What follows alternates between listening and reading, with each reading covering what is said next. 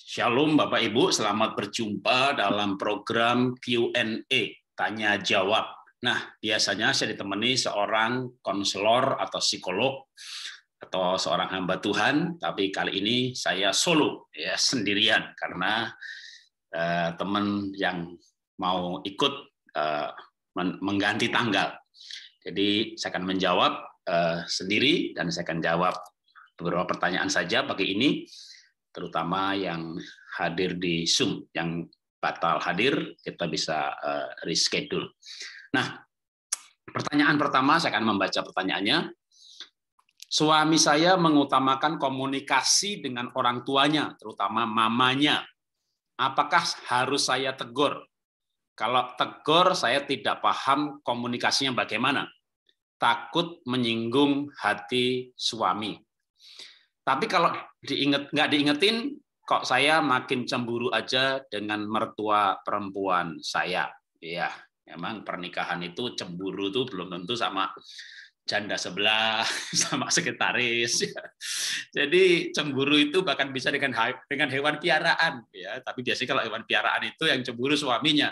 Karena istrinya nggak pernah sayang-sayang gitu ya, tapi seperti sama anjingnya, halo sayang, Blacky, aduh dielus-elus, suaminya nggak pernah sayang-sayang. Kenapa lu? Tuh makan, kenapa gak dimakan? Pulang dari malam banget, kenapa? Kenapa pulang malam? Waduh, kalau ngomong sama suaminya kayak kasar gitu, begitu anjingnya Blacky, gitu, akhirnya suaminya kesel, gitu. Jadi cemburu sama anjingnya, dia kasih racun. Tapi ada juga saya pernah mendengar cerita gitu ya. Suaminya punya piaraan. Waduh, ya kalau laki-laki itu suaminya piaranya ayam jago gitu ya, apalagi ada juga yang suka anjing. Istrinya nggak pernah dielus-elus. Wah, akhirnya istrinya marah. Tidur di luar. Tidur sama hewan kamu. Jadi ada yang cemburu dengan selingkuhan pasangannya, tapi ada yang cemburu dengan hewan peliharaan. Ada juga yang seperti yang ditanyakan hari ini, ya bisa cemburu dalam arti bukan nggak ada hubungan dengan seksual gitu ya. Cemburu karena plafon cintanya kurang, perhatiannya kurang, diprioritaskannya kurang. Karena pasangan lebih mencintai orang tuanya, memprioritaskan mamahnya, lebih membantu adik kakaknya, bahkan kadang membela pegawainya ketika suami istri bekerja menangani perusahaan yang sama dan pegawainya ada yang salah, dan istri yang teliti, detail, maka pegawai kita tuh begini-begini. Nah, suaminya berpikir positif, udah lama, jangan begitu. Kita berpikir, kamu tuh bela dia. Wah, berantem lah si istri karena menganggap suaminya mengutamakan pegawainya. Nah, hal-hal seperti ini memang tergantung level masalahnya. Kalau masalahnya nggak terlalu besar, biasanya hanya karena perbedaan pendekatan. Si istri mendekati dengan perasaannya, suami mendekati dengan logika. Karena dia komitmen dong bantu orang tuanya, apalagi kalau dia anak ajaib. Anak ajaib itu dapatnya susah, bertahun-tahun baru punya anak gitu ya, atau anak laki-laki satu-satunya. Selainnya perempuan semuanya dan dia sukses lagi diharapkan. Atau dia anak ajaib, begitu anak tunggal lagi, satu-satunya anak dan keluarganya bahagia. Kalau keluarga pasangan nggak bahagia, ya biasanya orang tua nggak ngurus anaknya. Punya pacar siapa terserah, lu kuliah karena terserah kamu, begitu menikah gitu ya nggak diurusin, malah pasangannya seneng. Tapi kalau keluarga ini bahagia banget, ngobrol bareng, selalu sarapan bersama, maka kelekatan hubungan antar mereka itu memang kuat sekali. Nah, di dalam kelekatan seperti itu, ditambah lagi kalau dia anak tunggal, anak laki-laki satu-satunya atau yang paling berhasil, bisa juga anak bungsu. Karena yang lain merantau semuanya, sehingga dia yang paling mencintai orang tuanya dan komitmen untuk mengasihi. Maka hal-hal seperti ini wajar sekali, karena suami sebenarnya bukan aku nggak mencintai kamu gitu ya. Kalau aku nggak cinta, saya tuh nggak nikahin kamu gitu. Tapi selama mama hidup, biar saya mengabdi, melayani. Karena dia punya konsep yang memang sebenarnya Alkitabiah. Karena memang Alkitab berkata, kalau hati Bapa nggak sama anak, dan anak tidak kepada Bapa, anak nggak menghormati orang tua, anak nggak mengabdi kepada orang tua, anak nggak melayani orang tua. Kalau Maleakhi berkata, aku datang memukul bumi sehingga musnah. Nah, itu bahasa aslinya atau bahasa Inggrisnya, let's I come and strike the earth with a curse. Kalau seorang laki-laki, walaupun dia sudah menikah, tidak mengabdi kepada ayah ibunya, Tuhan datang akan pukul tanah, earth. Itu earth atau tanah itu dalam arti usaha. Dengan kutuk. Sehingga akan kena kutuk ekonomi. Karena memang Maleakhi pasal 1 itu bangsa Israel nggak diberkati, kena kutuk ekonomi. Maleakhi pasal 2 menegur pernikahan, karena suami-suami pada waktu itu nggak setia dengan istri masa muda. Maleakhi pasal 3 menegur persembahan, dan Maleakhi pasal 4 menegur hubungan orang tua dan anak.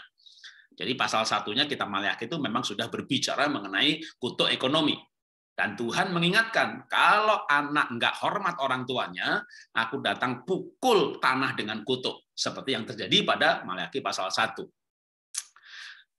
Sudah Kristen dapat pelajaran ini, tambah orang Tionghoa lagi yang mau mengabdi kepada orang tua itu hukumnya wajib. Jadi memang Tionghoa itu Maleakhi banget, atau Maleakhi itu Tionghoa banget, gitu ya. Esensinya sama, mengajarkan, menghormati, mengabdi, melayani orang tua. Nah, banyak suami itu berpikir, gitu ya. Ya emang saya pikir wajar lah saya harus mengasihi orang tua. Mereka melahirkan saya, mereka pelihara saya 25 tahun. Kalau menikahnya usia 25, seperti saya menikah usia 27. Dan saya juga sangat mengasihi ibu saya. Ibu saya melayani saya, membina saya, mengasih makan saya, hidup susah, bangun jam 3 pagi, bikin nasi, bikin singkong goreng, lalu diantar ke warung-warung untuk saya. Lalu waktu itu istri saya menikah dengan saya baru 3 tahun. Dan walaupun 3 tahun itu dia mau saya ajak menderita. Di pinggir kuburan Kuningan, Jakarta, kontrak rumah. Tapi saya pikir kamu baru menderita untuk saya 3 tahun. Ibu saya 27 tahun. Gitu. Jadi saya pun termasuk laki-laki, suami, yang mengabdi, membantu, bahkan sebelum saya punya mobil, sebelum saya punya rumah, sebelum saya punya tabungan, maka saya bilang sama istri, wajib hukumnya bagi saya mengasihi ibu saya. Soal rumah, waktu itu saya bilang, udah nggak sampai 5-10 tahun lah, nanti saya pasti bisa beli. Dan memang saya buktikan, waktu saya melayani orang tua, mengabdi orang tua, melebihi melayani gereja dan mengabdi kepada gereja. Kalau gereja ada pembangunan, janji iman, gitu ya, saya nggak ngisi aja. Kalau ngisi ala kadarnya. Kalau saya belum membantu orang tua. Jadi bagi saya, orang tua jauh di atas prioritas gereja. Saya janji iman kepada orang tua. Saya bernasar untuk membantu orang tua. Nah, kalau pasangannya tipe seperti itu, atau seperti saya begini, maka perlu memaklumi. Karena memang ini keadaan yang nggak bisa dihindari. Kalau suaminya adalah orang yang mencintai orang tuanya. Pertama, bersyukur aja ya. Menangislah kalau dia judi, dia dugem, dia selingkuh, dia workaholic, nggak pulang-pulang dari rumah. Tapi kalau dia hanya mengasihi orang tuanya, bersyukurlah karena cepat atau lambat pasti yang namanya diberkati itu anak laki-laki yang melayani orang tuanya, mengabdi kepada orang tuanya, itu pasti diberkati. Apalagi namanya mertua. Ya, kalau menikah usia 25, berarti mertuanya sekarang usia 50. Udah menikah 10 tahun, berarti 60. Nah, paling tua umur 80, 90 dipanggil Tuhan. Artinya akan tetap lebih banyak waktu untuk suami istri nantinya, gitu ya. Selama mertua masih hidup, kalau saya menyarankan justru bersama pasangan cintai mertuamu. Karena kalau kita mengambil konfrontasi dengan mertua, nanti anaknya mertua menyesal menikahi kita. Jadi suaminya malah nyesel. Kenapa saya menikah sama perempuan jahat gitu ya. Nah, maka kalau masalah mengutamakan, kalau itu bukan hal yang dosa, apalagi misalnya secara uang ada, ya tiap bulan bantu 5 juta, tapi income-nya 25 juta, ya nggak apa-apa lah. Malah bilang aja kayak istri saya, ya dulu saya punya gaji baru kira-kira 2 jutaan tahun 90. Istri saya 6 juta. Lalu saya bantu orang tua itu, ayah 100.000, ibu 100.000, bapak 50.000, adik-adik 25.000, totalnya tuh bisa 500.000, seperempat dari gaji saya. Dan pertamanya saya diam-diam ngasih orang tua. Tapi ketika mulai terbuka dengan istri, dan itu waktu gaji sudah naik, ya belum banyak, gede-gede banget juga, katakanlah sekitar 5 juta, saya tuh ngasih keluarga hampir 1/5, 1 juta sendiri. Dan kalau saya pulang ke Solo gitu, mau ngasih cash gitu, 1 juta gitu, tak kasih istri, jangan 1 juta lah, tambahin 1,5. Jadi istri saya selalu mengusulkan lebih banyak. Itu yang membuat saya tidak menyesal mencintai istri saya. Karena berapapun yang saya rencanakan untuk menolong orang tua, istri itu hampir selalu, dia nggak pernah, jangan segitu, kurangi, nggak, selalu usul nambahi.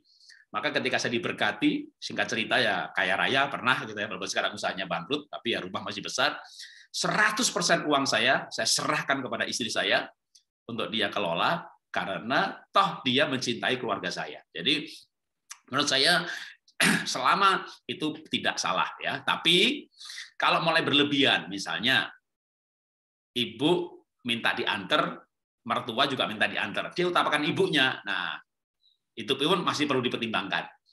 Ibunya apa? Ke rumah sakit. Oh berarti ya bolehlah Saya ngalah mah, Pak. Ya udah antar mama dulu. Nanti saya sore aja atau pagi aja, ya. Tapi jangan begini. Suami bilang nih, "Mah, aku mau ngantar mama," gitu ya, ke mall gitu. Jam berapa? Jam 10. Saya juga. Sengaja dibentrokin. Kamu pilih mana? Pilih saya atau dia gitu ya. Itu biasanya laki-laki cukup banyak berkata aku pilih mama. Karena dunia, walaupun ini salah ya, ini tidak akal-biah. Tapi dunia mengajarkan tidak ada mantan mama, nggak ada mantan anak, tapi ada mantan istri. Apalagi kalau suami itu nggak cinta istri. Tak ceraiin kamu jadi mantan. Tapi saya nggak bisa menceraikan mama. Jadi banyak laki-laki ketika ditantang, kamu pilih mama atau pilih saya? Gitu ya. Akan banyak laki-laki berkata, aku pilih mama. Kamu mau pergi, pergi aja. Jadi menurut saya tidak pada tempatnya untuk berkonfrontasi dengan mertua. Ya. Apalagi kalau misalnya mertuanya punya kejelekan, gitu ya. Jangan diomongin dengan suaminya. Suami itu lahir oleh mamahnya, katakanlah menikah umur 30.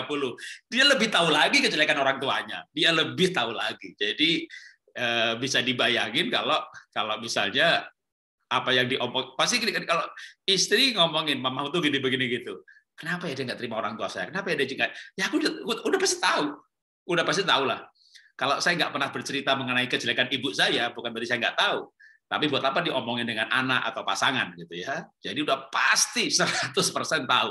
Jadi ngomongin kejelekan orang mertua pun kepada pasangan itu jangan. Kalau mertua itu misalnya dia galak, cerewet, judes, pasti dia tegas, disiplin, menegakkan peraturan. Ini positifnya aja. Pah, mamahmu tuh hebat banget loh. Dia tuh disiplin sekali. Aku kagum dalam hal itu. Kamu juga mewarisi mamahmu dalam hal kedisiplinan. Sebut positifnya aja. Karena manusia memang ada positif negatif. Soal negatifnya, biarkan orang itu atau pasangan kita yang mengakui. Jadi kalau kita puji-puji mertua, lalu malah pasangan yang berkata, iya tapi mamah itu kadang-kadang kedisiplinnya kebablasan, kegalaan. Dalam hati, kena. Itu dia. Itu dalam hati aja. Udah. Jangan ngomongin kejelekan mertua kepada pasangan, karena pasangan sudah tahu, dan sekalipun dia tahu kalau kejelekan orang tua diomongin, dia merasa Anda menyerang keluarganya. Itu membuka front pertengkaran. Jadi sebut positif orang lain. Sebut aja positifnya terus sampai nanti apa yang kita ucapkan itu nyampe. Jadi kalau kita tuh ngomong misalnya Pak mertua nih ya, tukang utang, jahat, pelit segala macam, tapi akan ada positifnya. Kita ngomongin positifnya gitu. Nanti yang kita omongin ini sama suami disampaikan tuh ke mamanya. Mah, menurut istriku tuh mama orangnya gini. Terus disampaikan ini.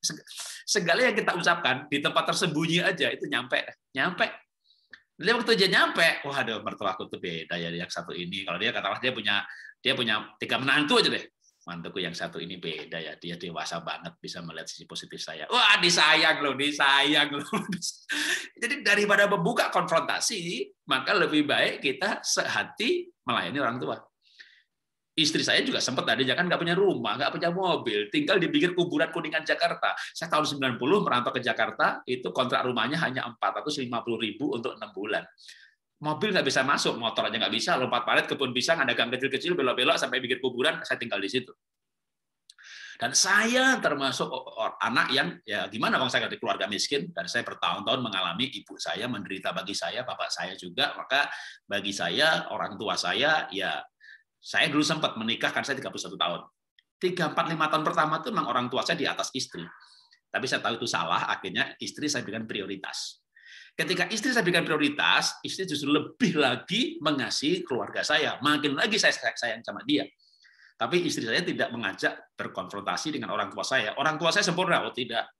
Orang tua saya banyak kelemahannya. Bahkan mungkin di sesi yang lain saya pernah bersaksi soal kelemahan orang tua saya. Nah, demikian juga dengan mertua saya, ya ada cerita-cerita kelemahan, tapi saya nggak pernah, bahkan kepada anak pun saya nggak cerita, gitu ya, karena kalau mau cerita biar istri saya, tapi istri saya nggak usah, anak-anak nggak perlu tahu, ya sudah.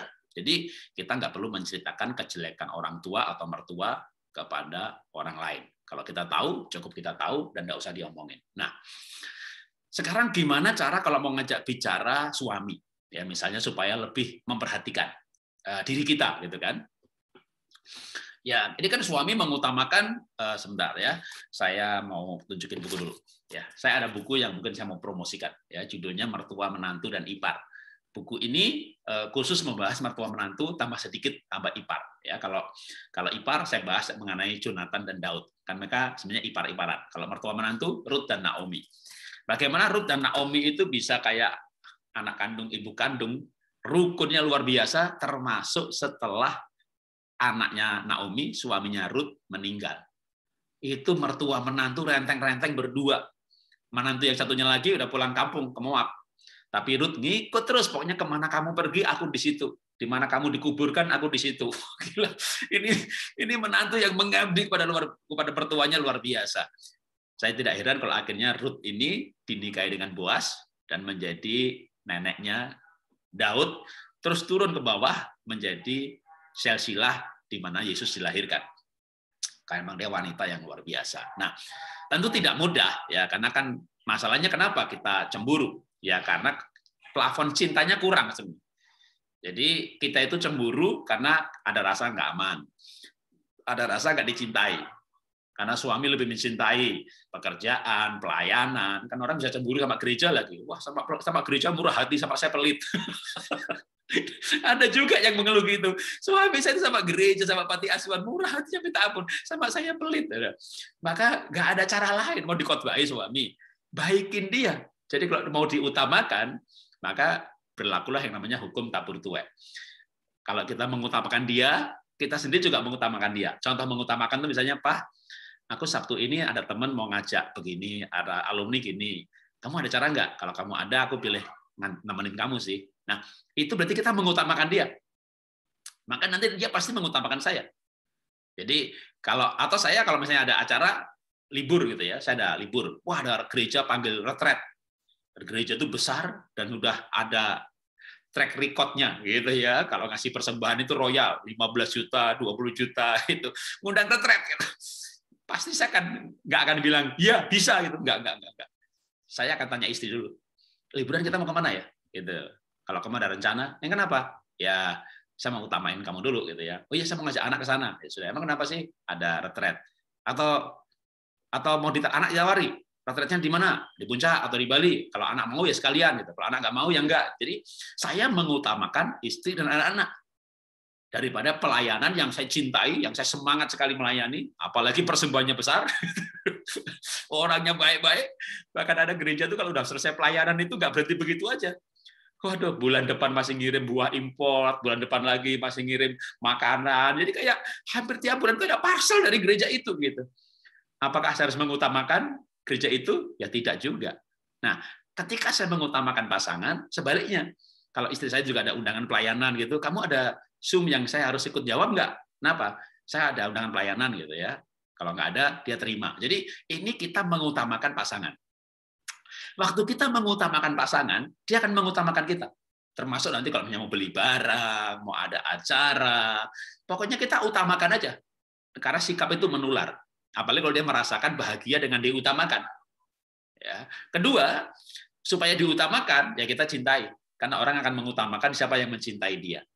Jadi kenapa dia mengutamakan ibunya? Dia lahirkan, ya, ibunya menderita bagi dia. Ibunya misalnya dulu pernah rela nggak punya cincin, nggak punya kalung demi dia sekolah. Ini kita bisa mengalahkan nggak dicinta orang tuanya, gitu ya? Ya harus bisa, minimal mendekati. Karena memang tidak ada kasih ibu tuh luar biasa. Nah, kadang istri atau suami belum mengasihi istrinya seperti bapaknya mencintai dia, atau istri belum mencintai suaminya seperti ibunya mencintai dia. Maka kalau istrinya ada pertengkaran, lalu ibunya itu, kamu pilih mamamu atau saya? Dengan tegas pasti suami bilang, aku pilih mamaku. Kalau kamu nggak mau lagi hidup sama saya, udah pergi aja. Gitu. Itu jawaban yang dengan cepatnya akan diambil keputusan, gitu. Karena laki-laki nggak banyak perasaan. Jadi dia pakai logika. Nah, sekarang pertanyaannya, tadi ada pertanyaan sambungannya, kalau saya harus bicara bagaimana caranya? Ya, saya akan berdetail soal ini, karena hari ini nggak banyak yang bertanya, ya jawabannya biar tuntas agak panjang sedikit. Ya. Suami saya mengutamakan komunikasi dengan orang tuanya, dukung saja kalau itu untuk hal-hal yang baik. Ya. Nah, nanti dia pasti akan ikut berkomunikasi. Apakah harus saya tegur? Jangan. Ya, jangan. Nanti Daripada tegur, ikut aja perhatiin orang tua dan cintai suaminya, nanti suaminya balik. Kalau tegur, saya tidak paham komunikasinya bagaimana. Nah, seandainya mau menegur, maka sebenarnya ada triknya. Triknya itu, kalau secara psikologi, nanti saya akan ganti secara neuroscience. Ya. Secara psikologi, maka kalimat-kalimat dan teguran itu harusnya bukan teguran, karena memang suami kepala, istri penolong. Ya, kayak di kantor, bukan pada tempatnya anak buah itu menegur atasan, tapi menyampaikan keinginan. Jadi kalau istri berbicara kepada suami, maka caranya menyampaikan keinginan. Pak, saya itu senang banget kalau kamu itu bisa memprioritaskan anak-anak ya dan saya. Nah, kalau bisa jangan mengajukan dirinya. Anak-anak gitu ya, plus dan saya. Itu nggak kayak kamu prioritas saya.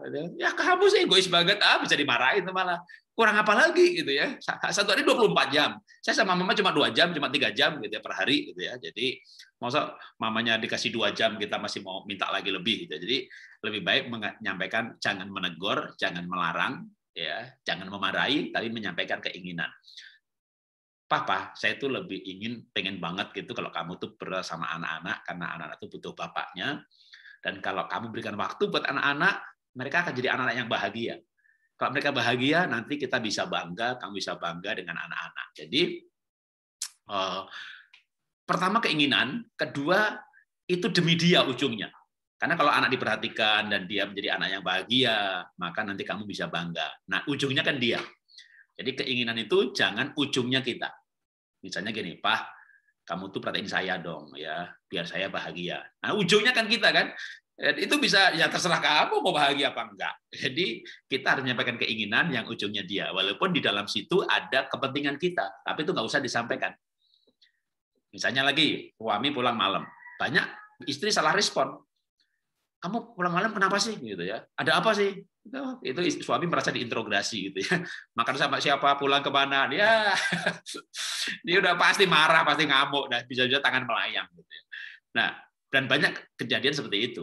Menyampaikan keinginan, Papa, kalau kamu tuh pulang malam, alangkah baiknya kalau kamu tuh WA saya supaya saya bisa tahu menyediakan makanan buat kamu atau saya masukkan kulkas saja. Jadi nanti kamu kalau pulang, kamu ada makanan yang siap, nggak perlu dipanasi lama-lama. Nah ini kan demi kamu gitu ya. Padahal kalau dia itu mau pulang malam WA kita, ya untuk kita pasti ada kepentingan, bagi dia tahu dia kemana, ada acara apa, kita nggak nunggu-nunggu mau makan duluan apa tidak. Gitu. Tapi yang kepentingan kita itu nggak usah disampaikan, karena esensinya sebenarnya kalau pulang malam kasih tahu bakal jam berapa kira-kiranya gitu ya. Kalau dia mungkin meetingnya lama, dia bilang kasih tahu gitu. Tapi harus demi kepentingan dia. Kalau kamu pulang tahunya makan tak beresin kan, nanti kamu mau makan lagi udah lapar nunggunya lama. Gitu. Jadi itu cara bijaksana, smart untuk menjadi berkomunikasi, yaitu kepentingannya dia. Sama juga kayak menasihati anak, nak kalau kamu belajar, nak biar kamu pandai, nanti masa depanmu luar biasa. Ya, jangan menasihati itu demi kita, nak kamu belajar ya, biar mama bangga dengan kamu. Kamu jadi anak baik ya, jangan nakal. Kalau kamu nakal malu-maluin mama gitu. Ini egois sekali demi dirinya sendiri. Nanti anak akhirnya berhari-hari, berbulan-bulan, kamu belajar biar mama bisa bangga dengan kamu. Anak akhirnya tahu sekolah itu kepentingan orang tua, untuk kebanggaan orang tua. Kapan saya hidup untuk diri saya sendiri? Jadi tidak boleh menasihati demi diri sendiri. Ya, kayaknya bagus ya, nak kamu belajar, kalau kamu pinter, mama bisa bangga dengan kamu. Ini kalau saya berikan istilah yang agak radikal, ini nasihat sesat, ya. Di mana menasihati orang lain demi dirinya sendiri. Kalau saya tidak pernah mulut saya keluar begitu sejak anak saya masih kecil, karena memang saya belajar parenting lebih banyak sebenarnya daripada couples, pernikahan. Jadi kalimatnya harus pas. Nah itu kalau bisa menasihati demi yang dinasihati, maka itu boleh. Jadi bukan teguran, tapi nasihat demi yang dinasihati. Papa, kalau kamu tuh makan yang teratur ya Pak ya, biar nanti kamu lambung kamu nggak rusak gitu ya. Padahal kalau dia teratur, kita juga ikut teratur kan, nggak perlu nunggu-nunggu. Atau kalau dia mau makan malam, dia WA kita bisa makan duluan. Jadi pasti ujungnya bakal ke kita juga, tapi itu nggak perlu disampaikan. Nah sekarang Kalau harus bicara, ini penting, Pak. Ini masalah bicara sama suami ini bukan hanya soal mengasihi orang tuanya nih. Masalah supaya terlibat pelayanan, masalah soal penggunaan uang, hal yang lebih sensitif lagi. Gimana cara komunikasi? Jadi saya ambil esensinya, cara komunikasi. Sebentar saya baca ulang pertanyaannya, lalu saya jawab dengan hal ini. Kalau saya harus menegur, saya tidak paham komunikasinya bagaimana. Oke. Sebenarnya menegur tidak ya, tapi menyampaikan nasihat. Nah, mungkin sebelum saya sampaikan soal yang satu ini, saya ingat tadi satu hal lagi. Cara menyampaikan nasihat kepada pasangan. Cara menasihati suami. Jadi saya perluas sekalian pertanyaannya untuk bukan hanya soal bagaimana dia mengutamakan komunikasi dengan mamahnya, tapi menasihati hal-hal yang lain. Nah, menasihati suami, memberikan masukan, gitu ya, itu harus dengan cara tidak yakin. Sekalipun ibu yakin. Jadi sama kita menasihati bos di kantor gitu ya. Kita sebagai manajer, kita punya direktur dan owner lagi ya. Kalau direktur yang digaji kadang lebih oke, tapi kalau owner, waduh, saya gaji kamu lebih galak gitu ya. Jadi nasihati bos yang adalah ownernya juga, bukan cuma direktur saja. Itu nggak boleh menasihati dengan cara yang yakin. Ya, ini termasuk juga istri kepada suami. Sekalipun yakin, sudah berkali-kali suami itu salah, dan itu ide salah, dan gara-gara kesalahannya kita rugi 2 miliar lebih, Pak Jarod. Dan ini sekarang dia punya ide yang lain lagi, yang ini bakal salah lagi nih, Pak. Ini satu aset lagi bakal hilang ini. Kita punya beberapa aset memang, tapi ini salah ini. Kalau ini dilakukan, aduh, kita rugi berapa miliar lagi.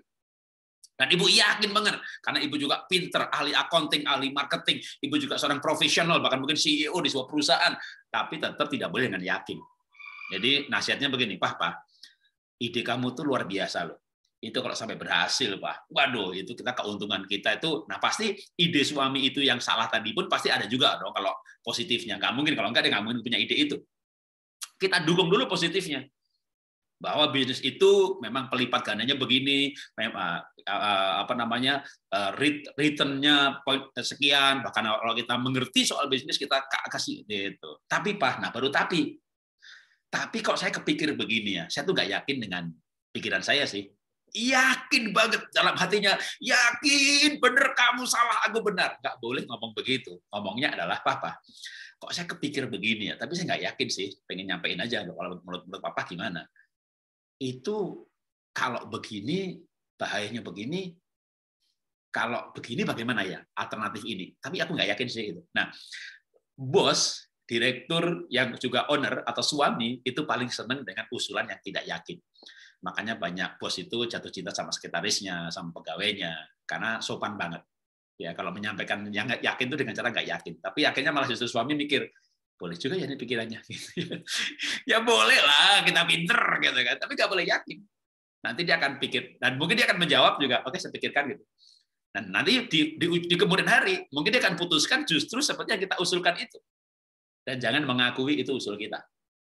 Biarkan dia dengan bangganya, nanti ngomong ke temannya, ngomong ke kongsinya bahwa saya gitu. Dia ngomong saya, pikirkan baik-baik, saya gitu. Itu usul istri nggak disebut itu.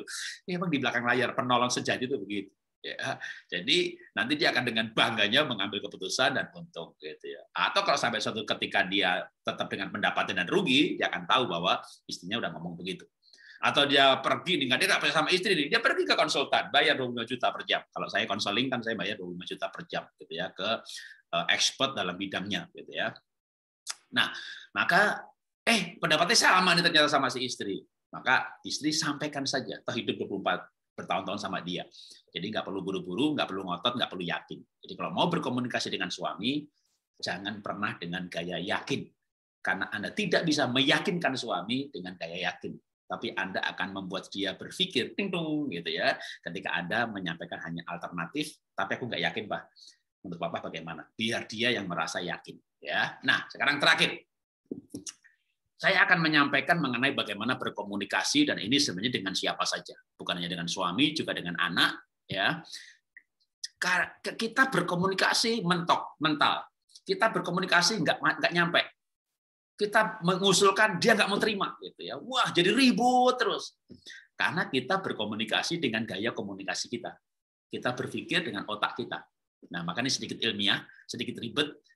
ya, tapi saya akan sampaikan dengan singkat. Nanti lebih lamanya bisa cari di YouTube saya. Kita harus berkomunikasi dengan gaya komunikasi atau pola otak lawan bicara kita. Jadi ini sebenarnya dipakai untuk ilmu-ilmu coach. Ya, kalau saya coaching gitu ya, 1 jam 25 juta. Nah, ini diantaranya ilmu ini gitu ya, untuk mempengaruhi orang lain sehingga kalau jadi sales maka sales yang tidak pernah tertolak. Kalau saya ngajar para pengusaha atau sales gimana bisa omset 2-3 kali lipat dalam setahun, dan kita pernah melakukan hal itu kan. Saya masuk Jakarta nggak punya apa-apa. Terakhir kita punya perusahaan IVA dengan member 500.000, omset kita di atas 40 miliar per bulan. Dan kita bisa punya rumah yang sangat besar dengan aset ya, puluhan miliar karena saya belajar NLP, Neuro Linguistic Programming, ya, neuroscience. Belajar juga mengenai otak ini bisa juga sebenarnya dari sidik jari, tapi dari neuroscience kayaknya lebih ilmiah, walaupun hasilnya sama. Nah, sedikit mengenai otak, yang aplikasinya untuk komunikasi. Maka saya berikan dengan bahasa yang sederhana saja, secara singkat untuk hal yang terakhir. Otak manusia itu ada 5 tipe dasar, tapi nanti masih bisa ada kombinasi lagi, yaitu affective, complexity, reflective, cognitive, kontra. Tapi nanti ada dual affective, ada affective complexity, sehingga akhirnya ada ratusan tipe. Nah, tapi kita ambil dasarnya saja. Nah, kalau kata-kata ini terlalu rumit, maka saya akan bikin sudah yang tipe sederhananya. Senang, pikir, beda, untung, prinsip. Nah, jadi manusia, termasuk suami, termasuk istri, termasuk anak, itu akan mengambil keputusan. Ini dari neuroscience otak yang begitu banyak, hanya diambil 1 poin saja cara orang mengambil keputusan. Pola orang mengambil keputusan, termasuk pola suami. Ada yang senang, ada yang pikir, ada yang untung, ada yang prinsip. Jadi, kalau kita mau berkomunikasi dengan suami atau dengan anak, kita harus tahu pola dia itu yang mana. Dia akan belajar kalau dia ada senangnya. Maka kita harus ngomong, nak, belajar matematika itu menyenangkan, dong, nak. Karena kalau kamu pandai matematika, kamu pasti logikanya kuat, kamu pandai main game. Kamu nanti rating gamenya menjadi lebih cepat dari sebelumnya. Menyenangkan kan? Nah, itu dia melihat ada kesenangannya belajar matematika. Sama juga suami. Manusia itu ngambil keputusan kalau ada senang, atau prinsip, atau ada untungnya, atau masuk logika. Kalau dia kuat di prinsip dan logika lagi, kita nggak bisa apa-apa. Aku tuh berdoa dengar suara Tuhan. Suami bilang sesat loh, gitu. Emangnya suara Tuhan bisa didengar? Bawa lain kali kalau doa bawa tip dong rekam gitu ya. Jadi itu orang yang logikanya kuat. Nggak bisa ngomong pakai suara Tuhan. Pendetaku bernubuat. Lu buat kali begitu. Jadi itu nggak bisa ya. Tipe senang masih bisa. Jadi kita harus perlu tahu kalau suaminya tipe logika, ya kita harus menjelaskan ayat pakai ayat atau dengan logika. Kalau suaminya tipe untung, ya kita harus ngomong dia memang yang untung. Ya, jangan malah dibalik. Ya. Pak, kita pelayanan yuk ke gereja bareng-bareng. Untungnya apa? Kamu tuh cari untung terus, hidup ini harus memberi. Itu bagi laki-laki yang tipenya untung. Gila di perempuan, memberi, gila loh. Kamu kalau memberi kerja sendiri, cari duit sendiri, berikan gitu. Iya, aku mau cari duit sendiri, udah pasti berantem deh. Kalau laki-laki tipe untung, ya untung itu tidak dosa. Yang penting nanti kalau duitnya banyak, diajari murah hati. Tapi kalau mau ngajak suami pelayanan dan otaknya tipe untung, ya ngomonglah dengan kata-kata untung, Pak. Kita melayani di gereja yuk. Melayani itu untungnya banyak loh, Pak. Pertama, kamu akan masuk dalam komunitas. Kalau apalagi para pelayan, itu paling enggak komunitas sudah tersaring, orangnya baik-baik. Itu kan menguntungkan buat Papa, jaringannya berjejaring dengan orang yang baik-baik. Belum lagi bahwa kita ke pelayanan. Kita tuh rasanya kayak damai. Nah, kalau Papa kan banyak mengambil keputusan dalam bisnis yang penting-penting. Orang tuh kalau damai sejahtera, Pak, keputusan Papa pasti cenderung benar, Pak. Jadi melayani itu menguntungkan banyak hal untuk hidup kita bersama. Belum lagi, Pak, kalau Papa pelayanan dan saya juga pelayanan dalam bidang yang sama, di gereja yang sama, kan Papa namanya juga baik, harum, dikenal. Wah, udah dapat untungnya demi dianya lagi. Nah, itu akan masuk dia. Ini ada untungnya nih gitu. Emang nanti kalau udah untungnya banyak gitu, Pak, memberi itu memberikan keuntungan bukan cuma yang diberi loh, Pak. Kalau kita memberi, Pak, nanti kita melihat bagaimana orang yang diberi itu berdiri dengan air mata, lalu dia berterima kasih, kita lihat berdampak. Kita tuh, keuntungan kita tuh kita merasa mulia.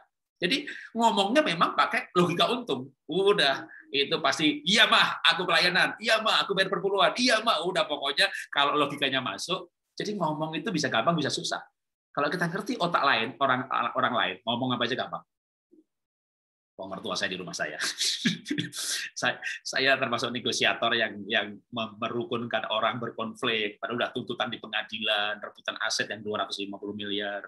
Ada lagi masalah pabrik atau buyer di luar negeri waktu saya di Astra dulu, di mana ngeklaim ke supplier yang nilainya juga, jutaan, ratusan US dollar, ratusan ribu gitu ya. Jadi orang-orang berkonflik itu perlu diajak bicara yang pakai logikanya dia. Nah, kalau orang lain tentu nggak susah, butuh ilmu lebih lanjut untuk bisa memahami orang ini tipe apa. Tapi kalau suami istri, nah sebenarnya bisa diberikan pengamatan atau anak-anak. Kalau anak ini atau suami saya tuh, dia tuh kalau lagi seneng, Pak, waduh, dia lakukan semuanya, berarti dia tipe seneng. Nanti ngomongnya adalah apa kesenangan hal itu. Anak saya itu kalau lagi mood, Pak Jarod, itu kalau ada maunya lagi seneng, waduh, dia tuh rela loh sama temannya begini-begini. Berarti dia tipe senang. Ya, jadi tipe yang mana diamati. Ya kalau mau bagus, assessment bisa. Ya, tes sidik jari 900.000 dapat analisanya bukan cuma ini. Otak seperti ini itu hanya satu dari 28 halaman hasil assessment kalau sidik jari. Jadi hanya salah satunya aja, ada bahasa cinta, ada jurusan yang cocok, pola pikir, kecenderungan perilaku, itu 28 halaman. Salah satunya, tadi saya ulangi lagi, ini hanya satu dari 28 hasil assessment. Nah, makanya kalau saya sekeluarga itu di assessment. Kami keluarga yang sangat modern, keluarga kami sangat ilmiah, 3 anak, suami istri, kami full assessment, sehingga kami tahu pemetaan keunikan personality suami istri anak. Maka banyak orang tanya, Pak, anaknya Pak hebat-hebat dapat beasiswa ASEAN Scholarship. 8 tahun anak saya dapat beasiswa. Sekolah nggak bayar, asrama nggak bayar, tiap bulan pemerintah Singapura bayarin dia $1.200 per bulan. Pinter, Pak? Bukan. Kami motivasinya tepat, ngomongnya tepat. Jadi nyuruh anak belajar dengan kalimat yang tepat, maka anak rajin. Dan 3 anak, 3 bahasa. Jadi nyuruh anak belajar matematika, beda anak kalimatnya beda-beda. Karena yang satunya akan belajar kalau untung, satunya belajar kalau menyenangkan, satunya belajar kalau logikanya masuk. Jadi ngomong dengan 3 orang, 5 orang, untuk tujuan yang sama, kalimatnya berbeda-beda. Saya jamin 100%. Kalau saya itu yakin sekali, karena ilmiah Alkitabiah. Itu kalimat komunikasi dengan bahasa dan kalimat otak lawan bicara kita. Pasti akan masuk logikanya dia. Jadi pasti bisa. Udah, Pak, saya punya kesulitan komunikasi dengan suami atau dengan istri, dengan anak, dengan mertua. Memang kesulitannya dapetin otak mertua ini yang model apa, gitu ya. Tapi kalau ikutin terus grup saya, bulan demi bulan, tahun demi tahun, ya pasti nanti akan nyampe juga karena ilmunya panjang banget. Saya kuliahnya kan bertahun-tahun mendapatkan ilmu ini, gitu ya. Dan dulunya ilmu ini diajarkan lewat paket coach. Ya, kalau mau konseling aja, ya 5 juta itu paling nggak untuk 2-3 kali pertemuan saja. Bahkan kalau untuk perusahaan 25 juta hanya 2 kali pertemuan. Jadi sekarang saya akan bagikan dikit-dikit supaya bisa dicerna. Ini baru komunikasi berdasarkan keunikan otak. Nanti masih ada keunikan-keunikan yang lain. Tapi kalau kita belajar, maka saya yakin kita akan menjadi bisa. Ya, Tuhan memberkati. Semoga menjadi insight kita, bukan hanya yang bertanya, tapi juga kepada Bapak Ibu yang mendengarkan rekaman ini. Tuhan memberkati.